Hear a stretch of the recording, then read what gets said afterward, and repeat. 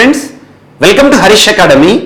ఈరోజు వార్తలు నిలిచిన జాతీయ, అంతర్జాతీయ, రాష్ట్రీయ అంశాల గురించి, వార్తలు నిలిచిన వ్యక్తులు, అవార్డులు, పుస్తకాలు, మరి క్రీడా సంబంధిత సమాచారం, ఒక్కొక్క అంశాన్ని వివరంగా తెలుసుకుందాం. ఈరోజు ఫస్ట్ టాపిక్ వచ్చేసి ఎంపీ ల్యాడ్స్. సో ఇటీవల వార్తలు నిలిచిన ఎంపీ ల్యాడ్స్ ఫుల్ ఫామ్ ఏంటి అని అడుగుతారు రానున్న పోటీ పరీక్షలో.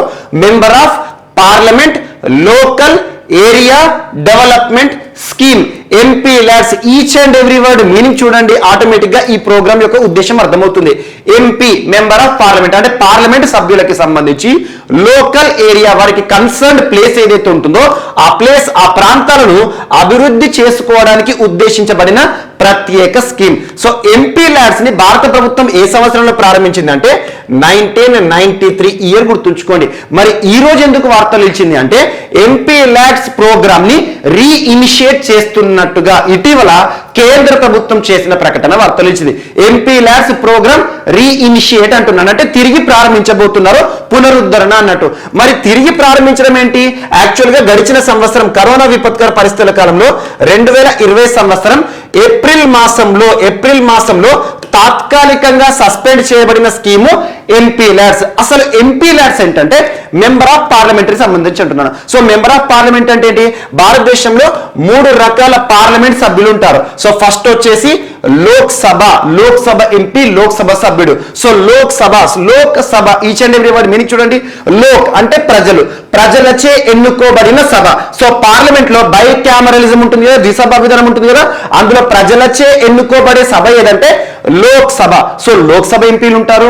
అండ్ సెకండ్ వచ్చేసి రాజ్యసభ ఎంపీలు ఉంటారు. Rajya Sabha representation of states. భారత రాజ్యాంగంలో షెడ్యూల్స్ ఉంటాయి కదా, 12 షెడ్యూల్లో 4th షెడ్యూల్ రాజ్యసభ గురించి మనకు డిస్కస్ చేయడం జరుగుతుంది. 4th schedule representation of states in Rajya Sabha. ప్రస్తుతం రాజ్యసభ ఎంపీలు కూడా ఉంటారు, అంటే రాష్ట్రాలకు ప్రాతినిధ్యం వహిస్తారు అన్నట్టు. And third type of MPs member of parliament ఎవరు అంటే నామినేటెడ్ ఎంపీలు అని గుర్తుంచుకోండి. నామినేటెడ్ అంటే నామినేషన్ ద్వారా వస్తారు, ఎన్నిక ద్వారా రారు, లేదా రాజ్యసభ రాష్ట్రాల నుండి రారు. జస్ట్ నామినేటెడ్ ఎంపీస్ అంటే భారత ప్రథమ పౌరుడు, కాన్స్టిట్యూషనల్ హెడ్, రాజ్యాంగ అధినేతైన రాష్ట్రపతి నియామకం ద్వారా వచ్చే ఎంపీలు అన్నట్టు. సో అలా 3 పార్లమెంట్ సభ్యులు ఎవరైతే ఉంటారో, లోక్సభ సభ్యులు కానివ్వండి, రాజ్యసభ సభ్యులు కానివ్వండి, అండ్ నామినేటెడ్ ఎంపీస్ కానివ్వండి, వీరందరికి సంబంధించిన ప్రోగ్రామే ఎంపీ ల్యాడ్స్. ఆటోమేటిక్ గా చూడండి, లోకల్ ఏరియా డెవలప్మెంట్ స్కీమ్ అంటున్నాను. ఇక్కడ లోక్సభ ఎంపీలకు నియోజకవర్గం అనేది ఉంటుంది. నియోజకవర్గం అంటే ఏంటి? కాన్స్టిట్యుయెన్సీ. సో కాన్స్టిట్యుయెన్సీ అంటే ఒక ప్రాంతం ఆధారంగా గెలుపొందడం జరుగుతుంది. ఒక నియోజకవర్గంలోని ప్రజలు గనక ఓటు ద్వారా గెలిపించుకున్న వ్యక్తి ఎవరైతే ఉంటారో మనకి పార్లమెంట్ లో వారిని లోక్సభ ఎంపీ అంటాం. అలా లోక్సభ ఎంపీకి కాన్స్టిట్యుయెన్సీ ఉంటుంది, నియోజకవర్గం ఉంటుంది. కాబట్టి ఆ నియోజకవర్గంలో ఈ ఎంపీ ల్యాడ్స్ ఫండ్లను ఉపయోగించి అభివృద్ధి కార్యక్రమాలను ముందుకు తీసుకురావచ్చు అన్నట్టు. అభివృద్ధి కార్యక్రమాలు చేయొచ్చు. మరి రాజ్యసభ ఎంపీ ల్యాడ్స్ కి సంబంధించి నిధులను ఎక్కడ ఖర్చు పెట్టాలంటే తను ఏ రాష్ట్రం నుండి అయితే రిప్రజెంటేషన్ ఉందో, అంటే ఏ రాష్ట్రానికి సంబంధించి రాజ్యసభ ఎంపీలను ఏ రాష్ట్రానికి ప్రాతినిధ్యం వహిస్తున్నామని అడుగుతారు ప్రశ్న. సో ఒక రాష్ట్రానికి సంబంధించిన వ్యక్తి ఇంకొక రాష్ట్రం నుండి కూడా ఎన్నిక కావచ్చు. సో అలా రాజ్యసభ ఎంపీలు దేశంలో ఏ రాష్ట్రానికి సంబంధించి అయితే వారికి ప్రాతినిధ్యం ఉంటుందో ఆ రాష్ట్రంలో ఈ అభివృద్ధి నిధులను ఖర్చు చేయవచ్చు. మరి నామినేటెడ్ ఎంపీల యొక్క ప్రత్యేకత ఏంటంటే వీరు నామినేషన్ ద్వారా వస్తారు. Example representation of states in Rajya Sabha అన్నాను కదా, రాజ్యసభలో 12 మందిని arts, literature, science, social service, arts, literature, science, social service, అలా వివిధ రంగాలకు సంబంధించిన ప్రతిభ కలిగిన వ్యక్తులు ఎవరైతే ఉంటారో వారిని రాజ్యసభకి 12 మందిని నామినేట్ చేస్తారు మన రాష్ట్రపతి. అండ్ ఒకప్పుడు లోక్సభకి సంబంధించి, ప్రస్తుతం లేరు, లోక్సభలో 2 ఆంగ్లో ఇండియన్స్ ఉండేవారు. అలా మొత్తం 14 మంది ఉండేవారు. ప్రస్తుతం 12 మంది మాత్రమే ఉన్నారు నామినేటెడ్ ఎంపీస్. మరి నామినేటెడ్ ఎంపీకి రాష్ట్రం అంటూ ఉండదు, అండ్ నియోజకవర్గం అంటూ ఉండదు. మరి నామినేటెడ్ ఎంపీ ఈ ఎంపీ ల్యాడ్స్ ఫండ్స్ ని ఎక్కడ ఖర్చు చేయొచ్చు అంటే దేశంలో ఎక్కడైనా కూడా ఖర్చు చేయవచ్చు. అభివృద్ధి కోసం ఉద్దేశించబడిన నిధి. మరి ఎంపీ ల్యాడ్స్ ప్రోగ్రామ్ లో భాగంగా భారత పార్లమెంట్ సభ్యులు ఎవరైతే ఉంటారో వారికి ప్రతి ఏటా కూడా 5 కోట్ల రూపాయల నిధిని ఇస్తారన్నట్టు. 5 కోట్ల రూపాయలను ఒక్కొక్క ఎంపీకి ఇస్తారన్నట్టు. మరి ఈ నిధిని వారి నియోజకవర్గంలో కానివ్వండి, రాష్ట్రంలో కానివ్వండి, అండ్ దేశంలో ఏ ప్రాంతంలో అయినా నామినేటెడ్ ఎంపీస్ ఖర్చు చేయవచ్చు. సో అభివృద్ధి నిధి అంటే ఎగ్జాంపుల్ స్వచ్ఛ భారత్ కార్యక్రమం కానివ్వండి, అండ్ రోడ్ల అభివృద్ధి కానివ్వండి, ఇలాంటి వాటి కోసం ఖర్చు చేస్తారు. యాక్చువల్ గా ఎంపీ ల్యాడ్స్ ప్రోగ్రామ్ ఏ సంవత్సరంలో వచ్చిందంటున్నాను? 1993 సంవత్సరంలో తీసుకురాబడిన ప్రోగ్రామ్ ఏదైతుందో ప్రస్తుతం ఒక్కొక్క ఎంపీకి 5 కోట్ల రూపాయలు సంవత్సరానికి 5 కోట్లు ఇచ్చే ఒక కార్యక్రమం అన్నట్టు. సో అలాంటిది ప్రారంభంలో ఇది ఏ మంత్రిత్వ శాఖ పరిధిలో అమలైందంటే ministry of panchayat and rural development, ministry of panchayat and rural development ministry ఆధ్వర్యంలో ఈ ప్రోగ్రామ్ అమల్లో ప్రారంభమైంది. అలాంటిది ప్రస్తుతం ministry of statistics and programme implementation మంత్రిత్వ శాఖ పరిధిలో ఈ ప్రోగ్రామ్ అనేది అమలవుతుంది. గుర్తుంచుకోండి, ఏ మంత్రిత్వ శాఖ పరిధిలో ప్రస్తుతం ఈ ఎంపీ ల్యాడ్స్ ప్రోగ్రామ్ అనేది అమలవుతుంది అంటే మినిస్ట్రీ ఆఫ్ స్టాటిస్టిక్స్, గణాంక మంత్రిత్వ శాఖ అంటాం. So ministry of statistics and programme implementation. మరి ఏ మంత్రిత్వ శాఖ పరిధిలో మొదటిసారి అమల్లోకి వచ్చిందంటే ministry of Panchayati Raj and development అని గుర్తుంచుకోండి, సరిపోతుంది, రూరల్ డెవలప్మెంట్. సో అలాంటి ఎంపీ ల్యాడ్స్ ప్రోగ్రామ్ ని, ఈ అభివృద్ధి నిధులను 2020 సంవత్సరం ఏప్రిల్ మాసంలో తాత్కాలికంగా ఆపివేయడం జరిగింది. టెంపరీ సస్పెన్షన్ కి గురై ఎంపీ ల్యాడ్స్ లాస్ట్ ఇయర్ వార్తలు ఇచ్చింది, చాలా సార్లు మనం డిస్కస్ చేస్తున్నాం. అలాంటి ఎంపీ ల్యాడ్స్ ని ఎందుకు ఆపేయడం జరిగింది అంటే క్యాబినెట్. సో ప్రస్తుతం దేశంలో చూడండి, లాస్ట్ ఇయర్ ఏప్రిల్ మాసంలో చాలా మంది జీతాలు కూడా కట్ చేశారు ఎంపీలకి సంబంధించి.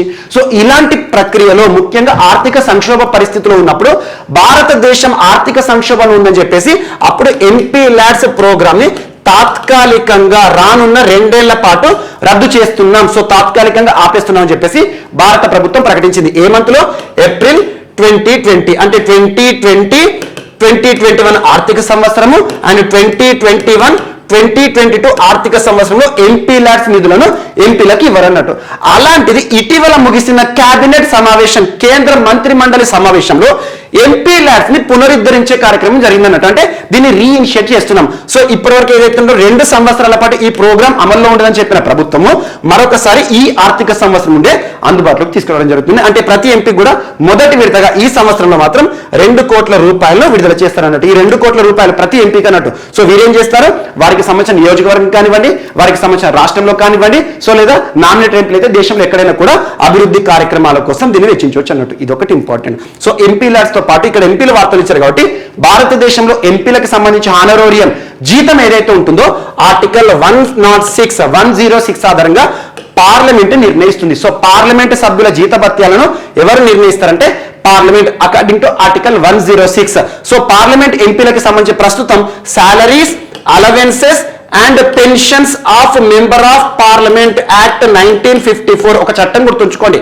Salaries, allowances and pensions of members of parliament act 1954 ఈ చట్టం ఆధారంగా భారతదేశంలో పార్లమెంట్ ఎంపీలు ఎవరైతే ఉంటారో 3 కేటగిరీలు అన్నారు కదా, ఆ ఎంపీలకు జీతాలు, వేతనాలు ఏవైతే ఉంటాయో వాటితో పాటు ఈ ఎంపీ ల్యాడ్స్ కింద కూడా ప్రత్యేక నిధులను ఇస్తారు అన్నట్టు. ఇది ఒకటి ఇంపార్టెంట్. సో ఎంపీ ల్యాడ్స్ కి సంబంధించి చరిత్ర చెప్పాను అండ్ ప్రస్తుతం రీఇనిషియేట్ చేస్తున్నారు అన్నట్టు. సో ఈ సంవత్సరం నుండి 2025-26 వరకు సో 2 విడతలుగా ఒకసారి 2 కోట్లు, ఇంకోసారి 3 కోట్లు విడుదల చేస్తారు అన్నట్టు. ప్రతి ఇయర్ లో కూడా ఆర్థిక సంవత్సరానికి సంబంధించి గుర్తుంచుకోండి. సో ఎంపీ ల్యాడ్స్ ఇక్కడ గుర్తుంచుకోవాల్సింది ఇవన్నీ అవసరం లేదు. ఇటీవల వార్తలు వచ్చిన MP LADS abbreviation full form ఏంటి అని అడుగుతారు, గుర్తుంచుకోండి. Member of parliament local area development scheme.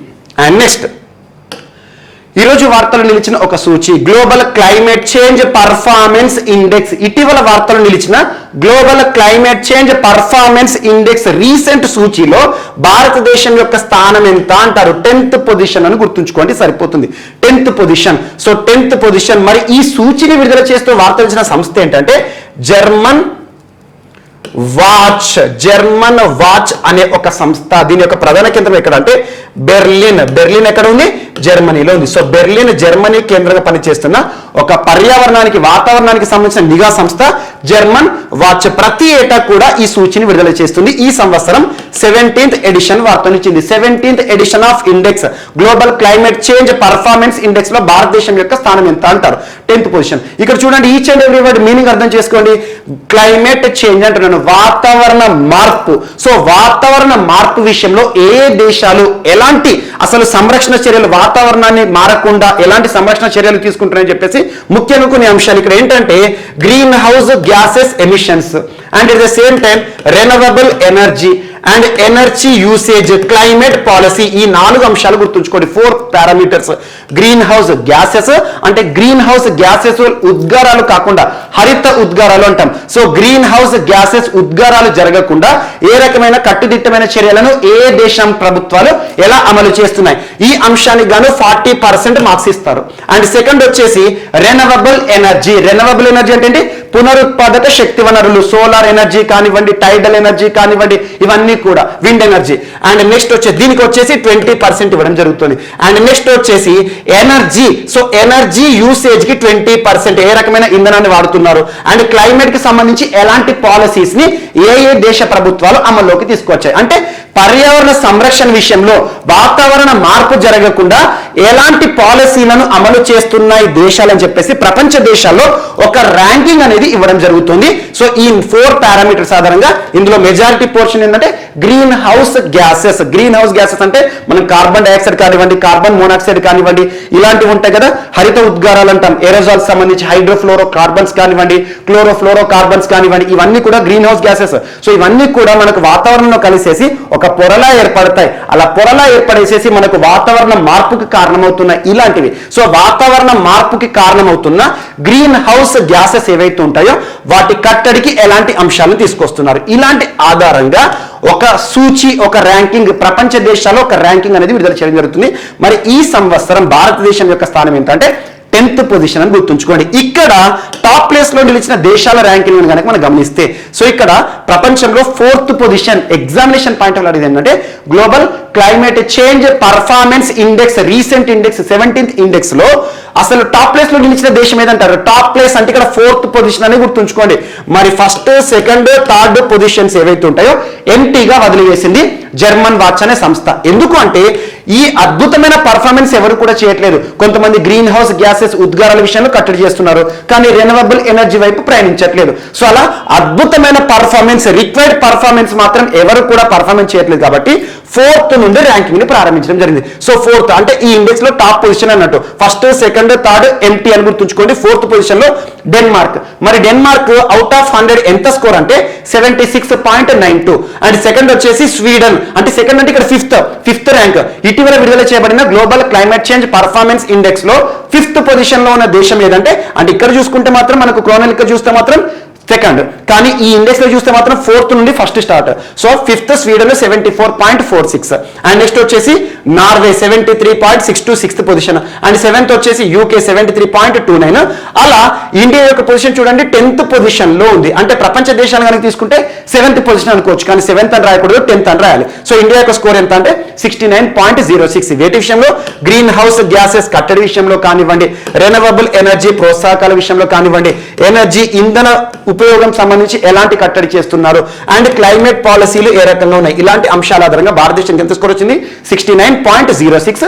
ఇందులో మన యొక్క పొజిషన్ ఎంత అంటే 10th అని గుర్తుంచుకోండి, సరిపోతుంది. అలా ఇటీవల కాలంలో పర్యావరణానికి సంబంధించి, వాతావరణానికి సంబంధించి సో ఇలాంటి సూచీల వార్తలు ఇస్తే ఖచ్చితంగా లింక్ చేస్తూ చదవండి. ఎగ్జాంపుల్, ఇటీవల రెకాయ్ అనే ఒక ఇండెక్స్ గురించి మనం డిస్కస్ చేస్తాం. Renewable energy country attractiveness index. RECAI acronym ఏంటి?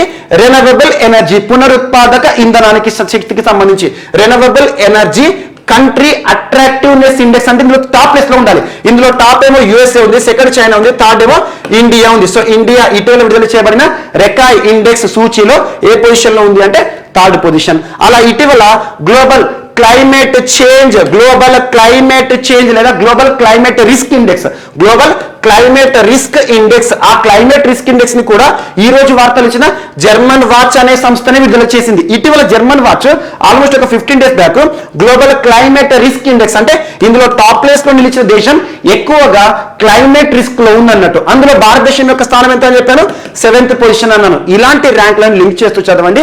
అండ్ ఏదైనా సూచీ వార్తలు ఇచ్చినప్పుడు ఆ సూచీకి సంబంధించి అసలు ఆ సూచీని విడుదల చేసే సంస్థ ఏంటి, ఎక్కడ హెడ్ క్వార్టర్ ఉంది, ఏ పారామీటర్స్ ని అందుబాటులో చూసేసి ఈ ర్యాంక్ ను విడుదల చేయడం జరిగింది. టాప్ లిస్ట్ లో నిలిచిన దేశాలు ఏంటి, అందులో భారతదేశం యొక్క స్థానం ఎంత, ఇలాంటి వాటిపైన ప్రత్యక్షత చూపండి. అండ్ ఇటీవల కాలంలో మనం డిస్కస్ చేసుకున్న అన్ని సూచనలు కూడా లింక్ చేసుకోండి. తరచూ మీకు రిపీట్ చేస్తున్నాను, వాటన్నిటిని ఒక టాబ్లెట్ ఫామ్ లో రాసేసి చూడండి. అండ్ నెక్స్ట్, సో ఈరోజు మరొక అంశం, సో క్లైమేట్ చేంజ్ కి సంబంధించి ఇలాంటి అంశం. యాక్చువల్ గా ఈ కంటిన్యూషన్ టాపిక్ అనుకోవచ్చు. ఈ అమృత్ అనే ఒక పోర్టల్ వార్తలు ఇచ్చింది. భారత ప్రభుత్వం ప్రారంభించిన ఈ అమృత్ పోర్టల్. ఈ అమృత్ అంటే యాక్రోనిమ్ గుర్తుంచుకోండి. అమృత్ అంటే యాక్సెలరేటెడ్ mobility is the keyword. Accelerated e-mobility revolution in Indian transport అంటే భారతదేశంలో రవాణా రంగానికి సంబంధించి ట్రాన్స్పోర్ట్ సెక్టార్కి సంబంధించి ఈ మొబిలిటీ విషయంలో అంటే ఈ వెహికల్స్ కి ప్రోత్సాహం కోసం ప్రారంభించబడిన ప్రత్యేక పోర్టల్. దీన్ని ఎక్కడ ప్రారంభించడం జరిగిందంటే ప్రస్తుతం గ్లాస్గోలో. సో గ్లాస్గో ఎక్కడ ఉంది? స్కాట్లాండ్ దేశంలోని గ్లాస్గో దేనికి వేదిక ఉంది? ప్రస్తుతం ఏం ఆతిథ్యం జరుగుతుంది అక్కడ? COP26 కాన్ఫరెన్స్ ఆఫ్ పార్టీస్ UNFCCకి సంబంధించి COP26 లో ఈ అమృత్ పోర్టల్ ని భారతదేశానికి సంబంధించి లాంచ్ చేయడం జరిగింది. అంటే భారతదేశంలో ఎలక్ట్రిక్ వెహికల్స్ పట్ల ప్రజలకి అవగాహన కల్పించాలి. ఎలక్ట్రిక్ వెహికల్స్ ని వాడితే ఎలాంటి లబ్ధి మనకు జరుగుతుంది, ఏ రకంగా పర్యావరణాన్ని సంరక్షించడంలో మన బాధ్యత ఉంటుంది, ఇలాంటి అంశాలు ఎలక్ట్రిక్ వెహికల్స్ పట్ల అవగాహన కల్పించడానికి ఒక ప్రత్యేక పోర్టల్ అండ్ వెబ్సైట్ ని లాంచ్ చేయడం జరిగింది. సో దీన్ని నీతి ఆయోగ్ వారు అందుబాటులోకి తీసుకురావడం జరిగింది. UK గవర్నమెంట్ సహకారంతో గుర్తుంచుకోండి. Just NITI Aayog, national institution for transforming India వారి ఆధ్వర్యంలో ఈ పోర్టల్ భారతదేశం అంతా కూడా అమల్లోకి రానుంది. ఇది ఒకటి ఇంపార్టెంట్. ఎలక్ట్రిక్ వెహికల్స్ పట్ల ప్రజలు అవగాహన, ఇలాంటి అంశాలను మనం తరచూ చూస్తున్నాం. ఎలక్ట్రిక్ వెహికల్స్ కి సంబంధించి తరచూ మనకు ఢిల్లీ వార్త నిలుస్తుంది. స్విచ్ ఢిల్లీ అనే ఒక campaign. So switch Delhi campaign Delhi ప్రభుత్వం ప్రారంభించింది. ఎలక్ట్రిక్ వెహికల్స్ ని వాడితే ప్రజలకు ఎలాంటి లాభం జరుగుతుంది, కన్వెన్షనల్ వెహికల్స్ వాడితే ఎలాంటి నష్టం జరుగుతుంది, అండ్ ఎలక్ట్రిక్ వెహికల్స్ ని వాడితే ఏ రకంగా పర్యావరణ సంరక్షణలో మనం బాధ్యులం అవుతాం, ఇలాంటి అంశాలు స్విచ్ ఢిల్లీ క్యాంపెయిన్ ఢిల్లీకి సంబంధించింది. అండ్ ఇటీవల గో గ్రీన్ అనే ఒక ప్రత్యేక అవగాహన కార్యక్రమం గో గ్రీన్ క్యాంపెయిన్ ఏమో గుజరాత్ రాష్ట్రానికి సంబంధించి ప్రారంభించబడిన కార్యక్రమం ఎలక్ట్రిక్ వెహికల్స్ సంబంధించి. అండ్ ఇటీవల ministry of roads and transport ఏదైతే ఉంటుందో, ministry of roadways and national highways, కేంద్ర రహదారులు జాతీయ రహదారుల మంత్రిత్వ శాఖ వారు ఏం చెప్పారంటే భారతదేశంలో ఈ వెహికల్స్ కొనేవారు ఎవరైతే ఉంటారో, ఎలక్ట్రిక్ వెహికల్స్ 2 వీలర్స్ కానివ్వండి 4 వీలర్స్ కానివ్వండి, వీటిని కొనుగోలు చేసేవారు ఎవరైతే ఉంటారో వారికి వెహికల్ ట్యాక్స్ ని రద్దు చేస్తాము అండ్ రిజిస్ట్రేషన్ కూడా పూర్తి ఉచితంగా ఉంటుందని చెప్పారు. అలా ఒడిశా రాష్ట్రం వార్తలు ఇచ్చింది. అండ్ ఇటీవల కేంద్ర ప్రభుత్వానికి సంబంధించి ఫేమ్ 2.0 కూడా తరచూ వార్తలు ఇస్తుంది. FAME faster adoption of electric and hybrid vehicle, faster adoption and manufacturing of hybrid and electric vehicles. FAME అనే ప్రోగ్రామ్ అంటారు. ఫేమ్ దేనికి సంబంధించి అంటే ఎలక్ట్రిక్ వెహికల్స్ సంబంధించి. సో పర్యావరణ సంరక్షణకి ఉపయుక్తంగా ఉండే ఎలక్ట్రిక్ వెహికల్స్ పట్ల ప్రతి వ్యక్తికి అవగాహన కల్పించే ఈ అమృత్ పోర్టల్ నీతి ఆయోగ్ గుర్తుంచుకోండి, సరిపోతుంది. అండ్ నెక్స్ట్ ఈరోజు మరొక అంశం. ఢిల్లీ అనగానే మనకు గుర్తుకు రావాల్సింది పర్యావరణ సమస్యలు. ఇటీవల ఢిల్లీకి సంబంధించి తరచూ ఏదో ఒక అంశాన్ని పర్యావరణ సంరక్షణ కోసం ఢిల్లీ ప్రభుత్వం ప్రారంభిస్తున్న పథకాలు కానివ్వండి, అవగాహన కార్యక్రమాలు మనం చూస్తున్నాం. ఈ రోజు మరొక క్యాంపెయిన్ ప్రారంభించింది. సో గడిచిన నవంబర్ 11 నిన్నటి రోజు నుండి ఢిల్లీలో మొత్తం కూడా ప్రజల్లో ప్రత్యేక అవగాహన ప్రారంభించింది ఢిల్లీ ప్రభుత్వం. ఆ ప్రోగ్రామ్ పేరు ఏంటంటే Delhi governments anti open burning campaign. Each and every word meaning చూడండి, అర్థమైపోతుంది. యాంటీ ఓపెన్ బర్నింగ్ అంటే ఏంటి? బహిరంగ ప్రదేశాల్లో దహన కార్యక్రమం అన్నట్టు. సో దహనం అంటే మనం చెత్త అంతా సేకరించేసి ముట్టించేసి కాల్ చేస్తాం కదా, చెత్తను కాల్చేవారు చాలా మంది ఉంటారు. సో అలా బహిరంగ ప్రదేశాల్లో ఎట్టి పరిస్థితుల్లో కూడా బర్నింగ్ చేయకూడదు, ఎలాంటి బర్నింగ్ కూడా చేయకూడదు. ఎందుకంటే బర్నింగ్ చేస్తే ఆటోమేటిక్ గా ఎమిషన్స్ అనేవి గాల్లో కలిసిపోతాయి. సో ఓపెన్ బర్నింగ్ ఏదైతే ఉంటుందో దాన్ని అడ్డుకట్ట వేయడానికి ప్రత్యేక అవగాహన కార్యక్రమం. జస్ట్ ప్రోగ్రామ్ గుర్తుంచుకోండి, యాంటీ ఓపెన్ బర్నింగ్ క్యాంపెయిన్ ఇటీవల ఏ రాష్ట్ర ప్రభుత్వం లేదా ఏ కేంద్రపాలిత ప్రాంత ప్రభుత్వం ప్రారంభించింది ఎక్కడ అంటారు? ఢిల్లీకి సంబంధించి అని గుర్తుంచుకోండి. సో ఇలాంటి అంశాలు ఢిల్లీకి సంబంధించి తరచూ మనం చూస్తున్నాం. గోపాల్ రాయ్ గారు ప్రారంభించారు. ఇటీవల ఢిల్లీ ఎన్విరాన్మెంట్ మినిస్టర్ ఏమని చెప్పారంటే పర్యావరణ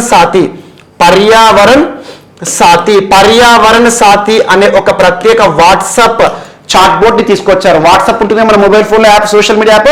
వాట్సాప్ చాట్ బోర్డ్ పేరు పర్యావరణ సాథీ. సో ఢిల్లీలో పర్యావరణ సంరక్షణకి బాధ్యులుగా ఉండేవారు ఎవరైతే ఉంటారు, ఎగ్జాంపుల్ చెట్లు నాటేవారు కానివ్వండి, సో ప్లాస్టిక్ వేస్ట్ సేకరించేవారు కానివ్వండి, వారు పర్యావరణ సంరక్షణలో ఎలాంటి కృషి చేస్తున్నారని చెప్పేసి ఈ చాట్ బోర్డ్ లో మనం సమాచారం ఇస్తే ఢిల్లీ ప్రభుత్వం మనకు ఒక స్కోర్ ఇస్తున్నట్టు. ఆ స్కోర్ లో ఎవరైతే టాప్ ప్లేస్ లో ఉంటారో వారికి ప్రత్యేకంగా నగదు ప్రోత్సాహకాలు కానివ్వండి, బహుమానాలు కూడా ఇస్తుంది పర్యావరణ సాథీ. అండ్ ఇటీవల రెడ్ లైట్ ఆన్ గాడీ ఆఫ్ అనే ఒక కార్యక్రమం, రెడ్ లైట్ పడినప్పుడు మీ వెహికల్ ఇంజన్ ని ఆపేయండి అనే ఒక ప్రత్యేక కార్యక్రమం. ఈవెన్ ఆడ్ నంబర్ సిస్టమ్ ఢిల్లీకి సంబంధించి వార్తలు ఇచ్చింది. సో దేశ రాజధాని ఢిల్లీలో మొట్టమొదటి స్మార్ట్ టవర్ ఏర్పాటు గురించి మనం చూసాం. ఐఐటి ఢిల్లీ, ఐఐటి బాంబే వారు తీసుకొచ్చింది. ఇలాంటి అంశాలను లింక్ చేసుకోండి. అండ్ ఢిల్లీ ప్రస్తుతం ఎదుర్కొంటున్న సమస్యలు ఏవైతే ఉంటాయో, కాలుష్య సంబంధిత సమస్యలకు కారణం ఢిల్లీ మాత్రమే కాదు, ఢిల్లీ చుట్టుపక్కల ఉన్న రాష్ట్రాలను గుర్తుంచుకోండి. అక్కడ వారు కాల్ చేస్తున్న paddy stubble crop residue agriculture waste ఉంటుంది కదా, వాటిని కాల్ చేయడం ద్వారా ఢిల్లీ చుట్టుపక్కల రాష్ట్రాలు పంజాబ్, హర్యానా, రాజస్థాన్, యూపీ ఈ రాష్ట్రాల్లో పంటకాలం పూర్తయిన తర్వాత మంట మొత్తాన్ని కూడా వేస్ట్ ఉంటుంది కదా, దాన్ని కాల్ చేసే వారికి ఆ దట్టమైన పొగంతా కూడా ఢిల్లీ చుట్టూ కూడా పేరుకుపోతుంది. అలాంటి సమస్యలు ఫేస్ చేస్తుంది. ఇలాంటి అంశాలతో తరచూ ఢిల్లీ వార్తలు నిలుస్తుంది. అండ్ ఢిల్లీకి సంబంధించి ఇటీవల కాలంలో మనం డిస్కస్ చేసిన స్టూడెంట్కి సంబంధించి దేశ్కి మెంటర్ ప్రోగ్రామ్ కానివ్వండి, అండ్ ఇటీవల కాలంలో వార్తలు ఇచ్చిన బిజినెస్ బ్లాస్టర్స్ కానివ్వండి, వీటన్నిటిని లింక్ చేస్తూ చూడండి. అండ్ నెక్స్ట్ ఈరోజు మరొక అంశం, ఇంటర్నేషనల్ సోలార్ అలయన్స్ వార్తలు ఇచ్చింది. జస్ట్ గుర్తుంచుకోండి, ఇంటర్నేషనల్ సోలార్ అలయన్స్ అనగానే 2015 సంవత్సరం గుర్తుకు రావాలి. నవంబర్ 30వ తేదీన ప్రారంభమైన international solar alliance. Each and every word meaning ఏంటి? ఇంటర్నేషనల్, అంతర్జాతీయ సౌరశక్తి కోసం ఒక కూటమి. సో భారత్ ఆతిథ్యంలో గురుగ్రామ్, సో ఈ ఇంటర్నేషనల్ సోలార్ అలయన్స్ యొక్క హెడ్ క్వార్టర్ ఎక్కడ అంటే గురుగ్రామ్, హర్యానా. సో గురుగ్రామ్ వేదికగా ప్యారిస్, ముఖ్యంగా ఫ్రాన్స్ మరియు ఇండియా వారి ఆధ్వర్యంలో తీసుకొచ్చిన ఇంటర్నేషనల్ సోలార్ అలయన్స్ లో ప్రపంచ దేశాలన్నీ కూడా చేరుతున్నాయి.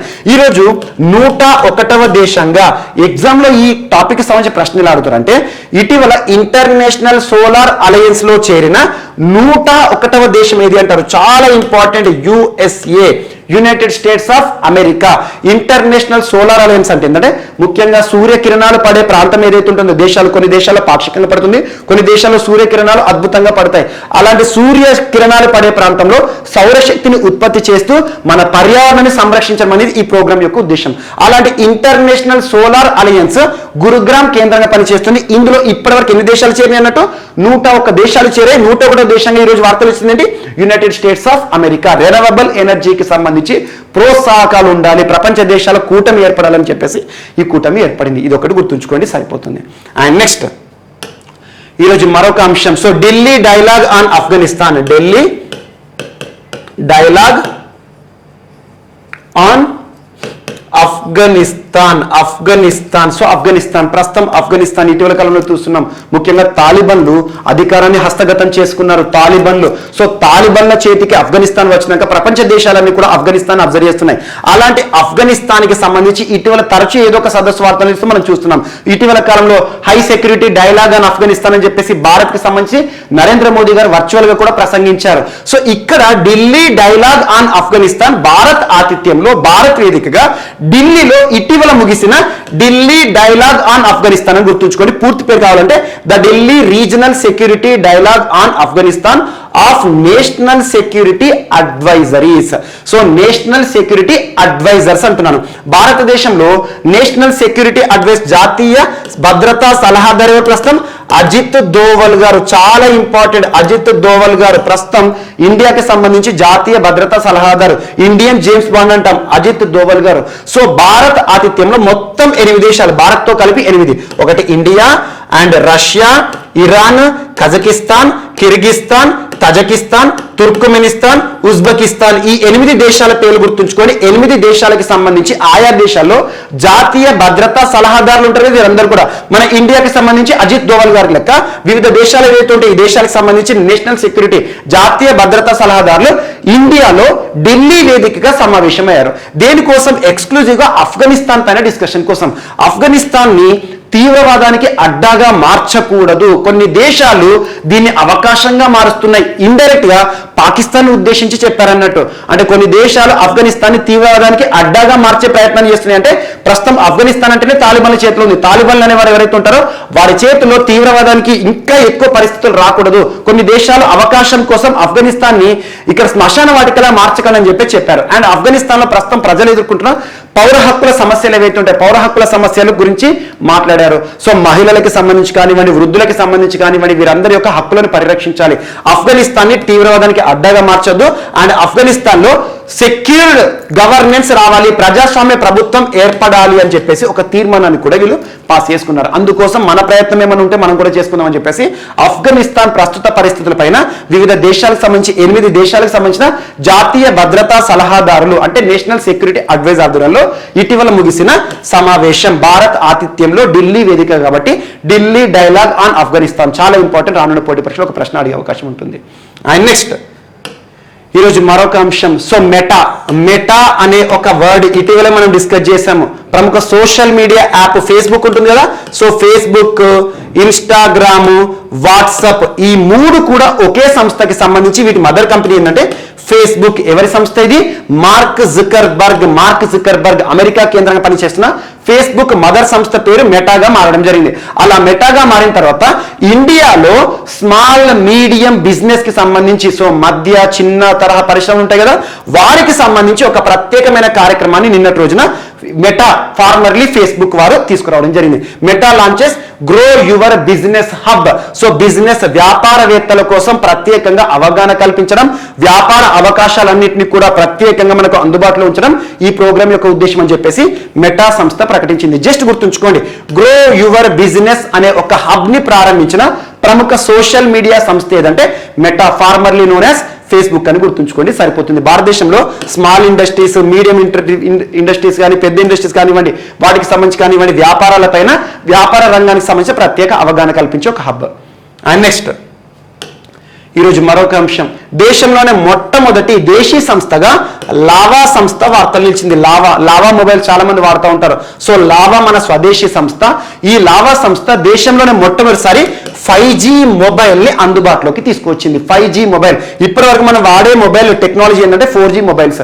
యాక్చువల్గా యాపిల్ ఫోన్ కానివ్వండి, కొన్ని చైనా ఫోన్లు కానివ్వండి, విదేశీ సంస్థలకు సంబంధించిన మొబైల్ ఫోన్స్ 4G టెక్నాలజీతో పాటు ఇప్పటికే 5G టెక్నాలజీని కూడా అందుబాటులో తెచ్చాయి. 5G ఫోన్స్ ఉన్నాయి, కానీ మన దేశానికి సంబంధించి మొట్టమొదటి స్వదేశీ సంస్థ 5G ఫోన్లను అందుబాటులోకి తీసుకొచ్చిన సంస్థ పేరంటే మాత్రం లావా అని గుర్తుంచుకోండి. జస్ట్ టు ద పాయింట్, ఒకవేళ అడిగితే అడగవచ్చు, ఎందుకంటే ఇలాంటి ప్రశ్నలు కొన్ని సందర్భాల్లో కొన్ని ప్రత్యేకంగా చూసే అవకాశం ఉంటుంది. లావా, లావా సంస్థ మన స్వదేశీ సంస్థ, మొదటి కంపెనీగా వార్తలు వచ్చింది. మొబైల్ ఫోన్ల తయారీ సంస్థ 5G ఫోన్లను అందుబాటులోకి తీసుకొచ్చింది.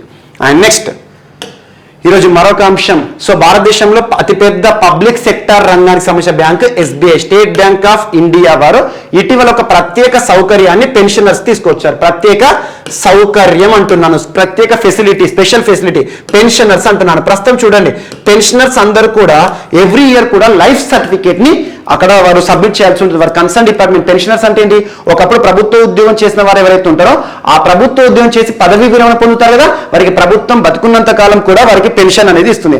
అలాంటి పెన్షన్ పొందాలంటే ప్రతి సంవత్సరం కూడా వారు బ్రతికున్నట్లుగా లైఫ్ సర్టిఫికేట్ ని ప్రొడ్యూస్ చేయాలి. ఏం చేస్తారో ఒక్కొక్క డిపార్ట్మెంట్ సంబంధించి ఆ డిపార్ట్మెంట్ ఆఫీస్కి వెళ్తారో అక్కడ ఫిజికల్ గా ప్రజెంట్ చేసేసి వస్తారు, ఆ సర్టిఫికేట్ ప్రొడ్యూస్ చేసి వస్తారు. అలాంటిది దేశంలో మొదటిసారి ఒక bank, public sector bank SBI pensioners ఎవరైతే ఉంటారో, ముఖ్యంగా పెన్షన్ పదవి విరమణ పొందిన ఉద్యోగులు ఎవరైతే ఉంటారో, పెన్షన్ పొందేవారో, వారు ఆన్లైన్ విధానంలో వీడియో కాల్ ఆధారంగా life certificate through video call ఆధారంగా ప్రత్యేకంగా వారి యొక్క లైఫ్ సర్టిఫికేట్ ని ప్రొడ్యూస్ చేయొచ్చు అని చెప్పేసి దేశంలోనే మొట్టమొదటి బ్యాంక్ SBI వార్తలు ఇచ్చింది. జస్ట్ గుర్తుంచుకోండి, ఇలాంటి ప్రశ్నలు చూసే అవకాశం ఉంటుంది. SBI దేశంలోనే మొట్టమొదటిసారి life certificate through video call. Video కాల్లో మనం కనిపిస్తే చాలు, ఆటోమేటిక్ గా లైఫ్ సర్టిఫికేట్ సబ్మిట్ అవుతుంది. ఇలాంటి ఒక ప్రత్యేక అంశంతో వార్తలు నిలిచింది. అండ్ నెక్స్ట్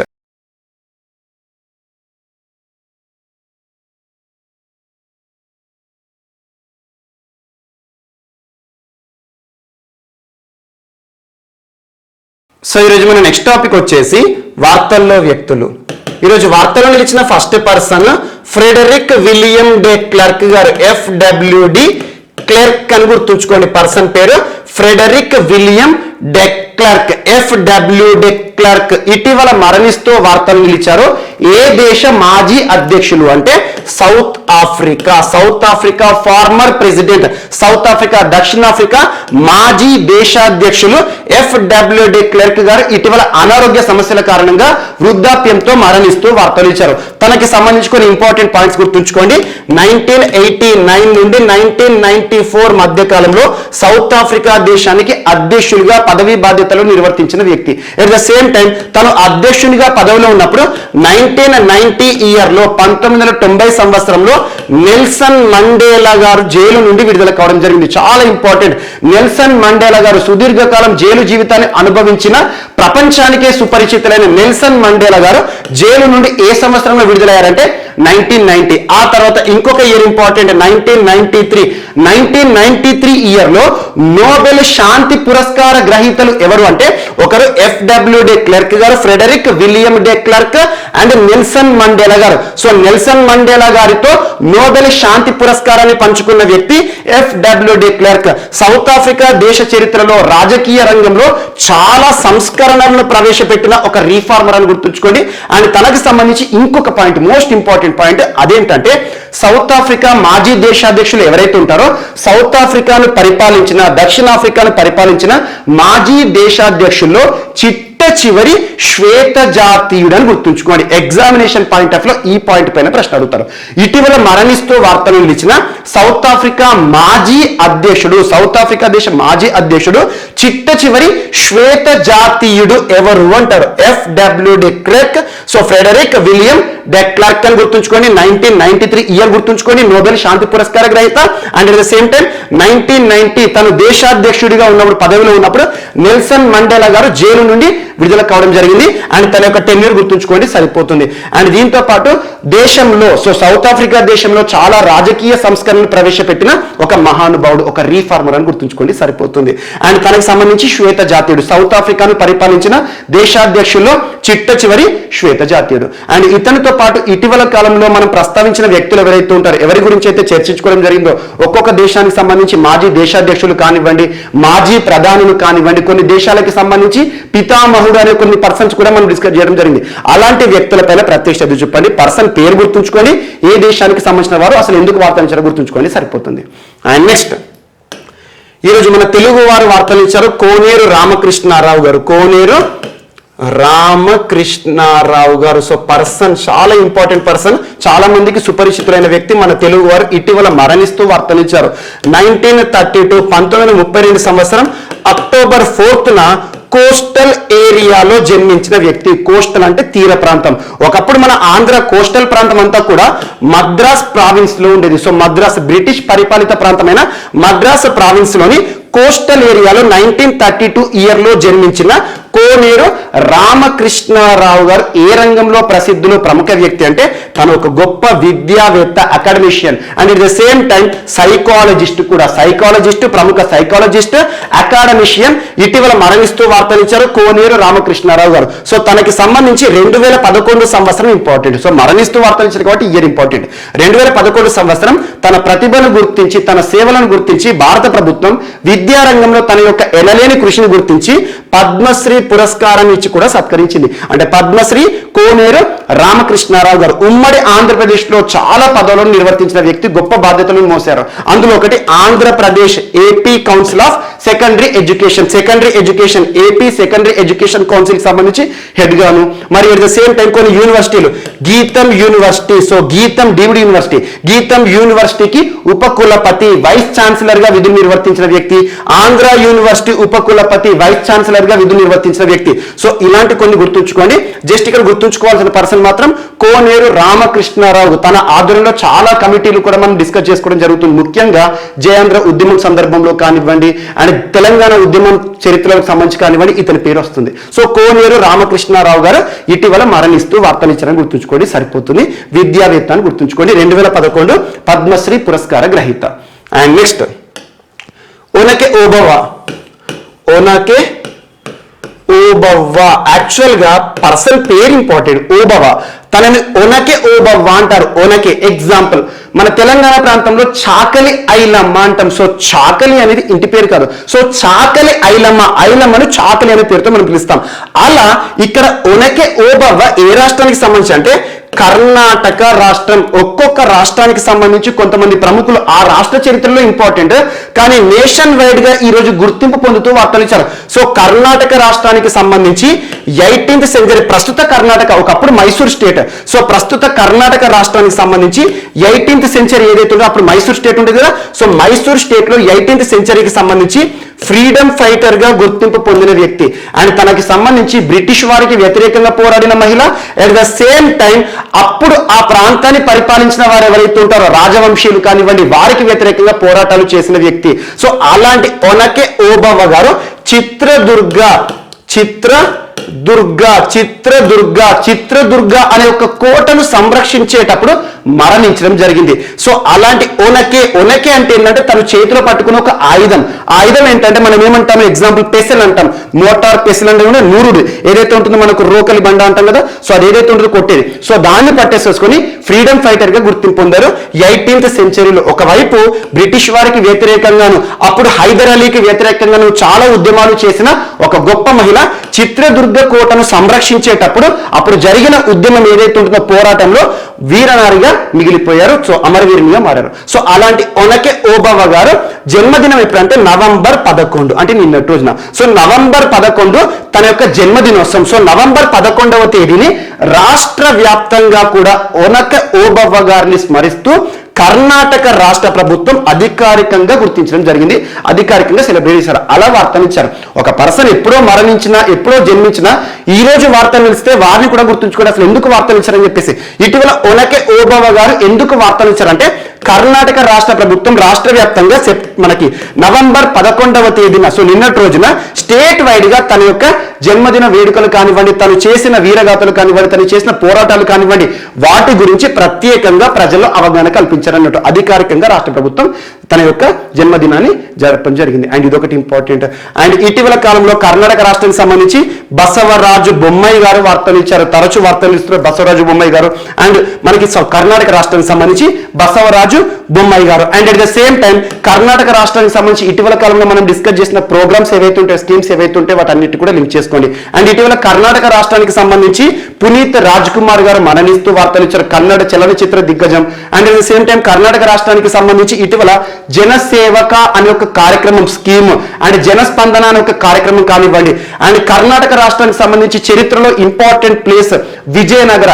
కర్ణాటక రాష్ట్ర ప్రభుత్వం 31వ జిల్లాగా బళ్ళారి ఒక జిల్లా నుండి కొన్ని ప్రాంతాలను వేరు చేస్తూ విజయనగర జిల్లాను ఏర్పాటు చేసింది. ఇటీవల వార్తలు ఇచ్చిన చరిత్రకు సంబంధించిన ఒక ప్రాంతము విజయనగర జిల్లా ఏ రాష్ట్రంలో ఏర్పాటే వార్తలు ఇస్తుందంటే కర్ణాటక. ఇలాంటి అంశాలు లింక్ చేస్తూ చూడండి. సో ఒకప్పుడు చరిత్రలో మిగిలి ఉన్న వ్యక్తులు ఎవరైతే ఉంటారో వారికి సంబంధించి ప్రత్యేకంగా మనం డిస్కస్ చేస్తున్నాం. ఎగ్జాంపుల్ మనకు రానున్న November 15వ తేదీ.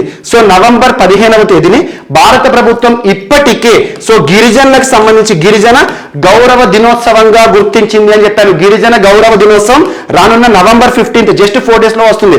November 15th ఎవరికి సంబంధించిన జన్మదినోత్సవం, ఎవరికి సంబంధించిన తేదీ మనకు ఇక్కడ బిర్సా ముండా గారు. సో బిర్సా ముండా గారి గురించి మనం నిన్నటోనే డిస్కస్ చేసాం. సో బిర్సా ముండా గారి జన్మదినోత్సవం ఏదైతే ఉంటుందో సో తన యొక్క జన్మదినోత్సవాన్ని గిరిజన గౌరవ దినోత్సవం లేదంటే జనజాతీయ గౌరవ దినోత్సవం అని గుర్తుంచుకోండి. సో అలాంటి ప్రత్యేక దినోత్సవాలు ఇటీవల ఏవైతే వార్తలు ఇచ్చాయో వాటి గురించి ప్రత్యేకంగా చూడండి. ఒక రాష్ట్ర స్థాయిలో కానివ్వండి, నేషన్ వైడ్ గా ఈరోజు వార్తలు ఇచ్చిన పర్సన్స్ గురించి కూడా చూడండి. అండ్ నెక్స్ట్ ఈరోజు వార్తలు నిలిచిన ఒక పుస్తకం. సో పుస్తకం పేరు గుర్తుంచుకోండి. సో పుస్తకం పేరు ఏంటంటే sunrise over Ayodhya. Sunrise over Ayodhya చాలా ఇంపార్టెంట్ పుస్తకం. సో రానున్న పోటీ పరీక్షలో ఆ పుస్తకానికి సంబంధించి ఒక ప్రశ్న అడిగే అవకాశం ఉంటుంది. ఇటీవల వార్తలు నిలిచిన సన్ రైజ్ ఓవర్ అయోధ్య అనే ఒక పుస్తకాన్ని రచించిన రాజకీయ నాయకుడు ఎవరు అంటారు. సో ఇక్కడ రాజకీయ నాయకుడు సల్మాన్ ఖుర్షీద్. పర్సన్ పేరు గుర్తుంచుకోండి, సల్మాన్ ఖుర్షీద్ గారు. సల్మాన్ ఖుర్షీద్ గారు ఎవరితను కాంగ్రెస్ సీనియర్ ప్రముఖులు, మాజీ కేంద్ర మంత్రి. సో కేంద్ర మంత్రిగా విధులు నిర్వర్తించిన సల్మాన్ ఖుర్షీద్ గారు రచించిన ఒక పుస్తకం అయోధ్యకి సంబంధించిన ఇతివృత్తం ఇక్కడ అని గుర్తుంచుకోండి. అయోధ్యకి సంబంధించి అంటే మనందరికీ తెలుసు 9th November. So 9th November 2019 హిస్టరీలో ఎప్పటికీ గుర్తుండిపోతుంది. 9th November 2019 యొక్క ప్రత్యేకత ఏంటి, ఈ తేదీకి ఉన్న అయోధ్యకు ఉన్న సంబంధం ఏంటి. సో 9వ తేదీ నవంబర్ 2019 సంవత్సరంలో సుప్రీంకోర్టు ఒక చారిత్రాత్మక తీర్పును వెలువడించింది. దేనికి సంబంధించి అయోధ్య రామ మందిరం అయోధ్యకి సంబంధించిన ఒక ప్రత్యేక తీర్పు. అలాంటి సుప్రీంకోర్టు తీర్పులో అసలు అయోధ్యకి సంబంధించిన తుది తీర్పులో ఉన్న అంశాలు చాలా మందికి తెలియట్లేదు. అసలు సుప్రీం తీర్పులో ఏమేమి ఉన్నాయి అనే అంశాలను ఇతివృత్తంగా చేయడం జరిగింది. చాలా మంది ఏమంటున్నారు 100 సంవత్సరాల చారిత్రాత్మక తీర్పు అంటున్నారు. అసలు ఈ 100 సంవత్సరాల్లో ఎలాంటి తీర్పులు వచ్చాయి అలాంటి అంశాలన్నిటి కూడా ఇతివృత్తంగా చేసుకొని అయోధ్య రామ మందిరంకి సంబంధించిన అంశాలను ఇతివృత్తంగా తీసుకొని సుప్రీంకోర్టు ఇచ్చిన ఫైనల్ వర్డిక్ట్ ని ఇతివృత్తంగా తీసుకొని ప్రజలందరికీ కూడా అవగాహన కల్పించాలని ఒక పుస్తకాన్ని తీసుకురావడం జరిగింది. Sunrise over Ayodhya. ఎవరు రాశారు? సల్మాన్ ఖుర్షీద్. గొప్ప రచయిత అండ్ రాజకీయ నాయకుడు, ప్రస్తుతం కూడా యాక్టివ్గా ఉన్నారు, మాజీ కేంద్ర మంత్రి. సో గడిచిన మనకి November 9వ తేదీన ఈ పుస్తకాన్ని తను ఫైనల్ గా తీసుకురావడం జరిగింది. సో మార్కెట్లోకి రావడం జరిగింది. ఇది ఒకటి ఇంపార్టెంట్. పెంగ్విన్ పబ్లికేషన్స్ వారు ఈ పుస్తకాన్ని తీసుకురావడం జరిగింది. అండ్ నెక్స్ట్ ఈరోజు మరొక అంశం ఆపరేషన్ ఎక్స్ అనే ఒక పుస్తకం వార్తలు ఇచ్చింది. ఆపరేషన్ ఎక్స్ ఇటీవల వార్తలు నిలిచిన ఆపరేషన్ ఎక్స్ పుస్తకం యొక్క ఇతివృత్తం ఏంటంటే 1971 అని గుర్తుంచుకోండి. The untold story of India's covert naval war in east Pakistan. So east Pakistan అనేది ఇంపార్టెంట్, మనందరికీ తెలుసు 1947 ఆగస్టు 14th. సో చారిత్రాత్మక దినోత్సవం 1947 ఆగస్టు 14th. సో ఇక్కడ దేశ విభజన జరిగింది. దేశ విభజన అంటే ఏంటి? సో మతం ఆధారంగా, రిలీజియన్ ఆధారంగా అఖండ భారతదేశం ఏదైతే ఉంటుందో బ్రిటిషర్స్ 2 దేశాలుగా విడగొట్టారు. సో 2 దేశాలు ఏంటి? ఇండియా, పాకిస్తాన్. సో పాకిస్తాన్, ప్రస్తుత పాకిస్తాన్ ఇండియా నుండి రావడం జరిగింది. అలాంటి పాకిస్తాన్ ఏర్పడడానికి కారణం ఏంటి? ప్రధాన కారణం మతం. సో ఇస్లాం మతం ప్రాతినిధ్యం ఆధారంగా ఈ దేశం అనేది ఏర్పాటు జరిగింది. కానీ సో రాడ్క్లిఫ్ అనే ఒక వ్యక్తి, అందుకే చూడండి ఈ 2 దేశాల మధ్య కూడా ప్రస్తుతం పాకిస్తాన్ కి ఇండియాకి మధ్య సరిహద్దు రేఖ రాడ్క్లిఫ్. అప్పుడు రాడ్క్లిఫ్ కమిటీ అని ఒకటి వచ్చింది. సో రాడ్క్లిఫ్ కమిటీ మేరకు ఈ దేశాన్ని ఏర్పాటు చేయడం జరిగింది. సో పాకిస్తాన్ అనే అంశం ఏదైతే ఉందో, పాకిస్తాన్ దేశం ఏదైతే ఉంటుందో 1947 ఆగస్టు 14th ఏర్పడినప్పుడు దేశం ఒకటే, వన్ నేషన్, ఒకటే దేశం, కానీ 2 ప్రాంతాలుగా విడదీయడం జరిగింది. 2 ప్రాంతాలు. సో ఇక్కడ ఇండియా, ఇక్కడ పాకిస్తాన్ ఉంది, ఇక్కడ పాకిస్తాన్ ఉంది. సో ఇక్కడ పాకిస్తాన్ వెస్ట్ పాకిస్తాన్ గాను, ఇక్కడ పాకిస్తాన్ ఈస్ట్ పాకిస్తాన్ గాను విడగొట్టడం జరిగింది బ్రిటిషర్స్. సో ఇక్కడ వెస్ట్ పాకిస్తాన్ కి ఈస్ట్ పాకిస్తాన్ కి మధ్య అడ్మినిస్ట్రేటివ్ ప్రాబ్లమ్స్ అనేవి చూడడం జరిగింది. ఎప్పుడైనా గుర్తుంచుకోండి, సో 2 ప్రాంతాలు దూరంగా ఉన్నప్పుడు పరిపాలన అనేది సమస్యగా ఉంటుంది. ఇక్కడ ఈస్ట్ పాకిస్తాన్ ఏదైతే ఉంటుందో, ఒకప్పుడు బెంగాల్, సో బెంగాల్ ప్రావిన్స్ లో ఈస్ట్ సైడ్ లో ముస్లిమ్స్ ఎక్కువగా ఉంటారు కాబట్టి ఈస్ట్ బెంగాల్ ప్రావిన్స్ ని ఈస్ట్ పాకిస్తాన్ గా మార్చారు. ఎందుకంటే పాకిస్తాన్ దేశంలో ఈస్ట్ సైడ్ అండ్ ఇది వెస్ట్ అని గుర్తుంచుకోండి. So west Pakistan, east Pakistan. ఈ వెస్ట్ పాకిస్తాన్ ఏదైతే ఉంటుందో ప్రస్తుతం మనం చూస్తున్న పాకిస్తాన్. మరి ఈస్ట్ పాకిస్తాన్ ఏమైందంటే ప్రస్తుతం మనం చూస్తున్న బంగ్లాదేశ్. చాలా ఇంపార్టెంట్, చరిత్రలో ఇది ఒక గొప్ప అంశం. ఇది ఒకసారి చూడండి. సో చరిత్రకు సంబంధించి వెస్ట్ పాకిస్తాన్ ప్రస్తుత పాకిస్తాన్ అండ్ ఈస్ట్ పాకిస్తాన్ ఏదైతే ఉంటుందో ప్రస్తుత బంగ్లాదేశ్ 1971 లో ఏర్పడింది. అలా ఈ ఈస్ట్ పాకిస్తాన్ కి వెస్ట్ పాకిస్తాన్ కి 2 ప్రాంతాలకి మధ్య జరిగిన, ఒకే దేశం 2 ప్రాంతాలకి మధ్య జరిగిన ఘర్షణ ఏదైతే ఉంటుందో అందులో 1971 అప్పటి ఇందిరాగాంధీ గారు ప్రధాని, అప్పుడు డైరెక్ట్ గా ఇన్వాల్వ్ అయ్యారు. సో ఈస్ట్ పాకిస్తాన్ కి మద్దతు ఇవ్వడం జరిగింది. సో ఈస్ట్ పాకిస్తాన్ విముక్తి కోసం భారత్ నేరుగా పాకిస్తాన్ తో యుద్ధాన్ని కూడా చేయడం జరిగింది 1971 ఆ టైంలో. అప్పుడు ఎమర్జెన్సీ పరిస్థితులు కూడా రావడం జరిగింది. So national emergency article 352. So అలాంటి పరిస్థితులు ఏవైతే ఉంటాయో 1971 ఇయర్ అనేది 2 దేశాలకి ఇంపార్టెంట్. ఇండియా విషయానికి వస్తేనేమో మన భారతదేశానికి 50 సంవత్సరాల విజయం. సో విక్టరీకి 50 years అయింది. దేనిపైన విక్టరీ? ఈ వెస్ట్ పాకిస్తాన్ పైన భారతదేశం చేసిన యుద్ధం ఏదైతే ఉంటుంది, 2 దేశాల మధ్య యుద్ధంలో భారతదేశం గెలవడం జరిగింది. సో ఈ యుద్ధం యొక్క విజయం అనేది భారత్ని వరించింది కాబట్టి యుద్ధం యొక్క విజయానికి 50 సంవత్సరాలు. అండ్ ఈస్ట్ పాకిస్తాన్ ఏదైతే ఉంటుందో బంగ్లాదేశ్ గా మారింది కదా. సో బంగ్లాదేశ్ స్వాతంత్రం వచ్చి 50 సంవత్సరాలు. అందుకే చూడండి ఇటీవల కాలంలో 1971 అనగానే ఈ 2 సంవత్సరాలకు సంబంధించి 50 సంవత్సరాల అనే అంశాన్ని మనం చూస్తాం. 50 సంవత్సరాల విజయం ఒకటి అండ్ 50 సంవత్సరాల స్వాతంత్రం ఒకటి. సో ఇలాంటి అంశాలను ఇతివృత్తంగా చేసుకొని అప్పుడు ఇండియన్ నేవీ యొక్క పాత్ర ఏంటి, అలాంటి అంశాలన్నిటి కూడా ఇతివృత్తంగా చేసుకొని ఆపరేషన్ ఎక్స్ అనే ఒక పుస్తకాన్ని అందుబాటులోకి తీసుకురావడం జరిగింది. అండ్ ఇది బంగ్లా వర్షన్ లో తీసుకురావడం జరిగింది. ఈ పుస్తకాన్ని ఎవరు రాస్తారంటే captain MNR Samant. Captain MNR Samant గారు నేవీకి సంబంధించిన అధికారి. సో బంగ్లాకు సంబంధించి. So Sandeep Unnithan and captain MNR Samant గారు రచించిన పుస్తకం ఆపరేషన్ ఎక్స్. ఇతివృత్తం ఏంటి? 1971. సో నావెల్ వార్ ఏదైతే ఉంటుందో దానికి సంబంధించిన అంశాలు ఇతివృత్తంగా గుర్తుంచుకోండి. సో ఇక్కడ ఆగస్టు 14th అన్నాను కదా. ఈ ఆగస్టు 14th యొక్క ప్రత్యేకత, ఈ విభజనను గుర్తుంచుకోవాలి. ఈ పార్టిషన్ హారర్స్ ఇంకా మనల్ని వెంటాడుతున్నాయి. సో విభజన ఘోరాల స్మారక దినోత్సవం అప్పుడు జరిగిన అంశాల ఆధారంగా ఇప్పుడు భారత ప్రభుత్వం గుర్తించింది. వీటన్నిటి కూడా లింక్ చేసుకొని ఇటీవల తరచు మనం డిస్కస్ చేస్తున్నాం. సో ఇవి ఈరోజు వార్తలో నిలిచిన అంశాలు. మిస్లైనస్ అంశాలు మిగిలిపోతే మాత్రం రేపటి క్లాస్లో యాడ్ చేసుకుని నేర్చుకుందాం. రేపు కలుద్దాం. Thank you.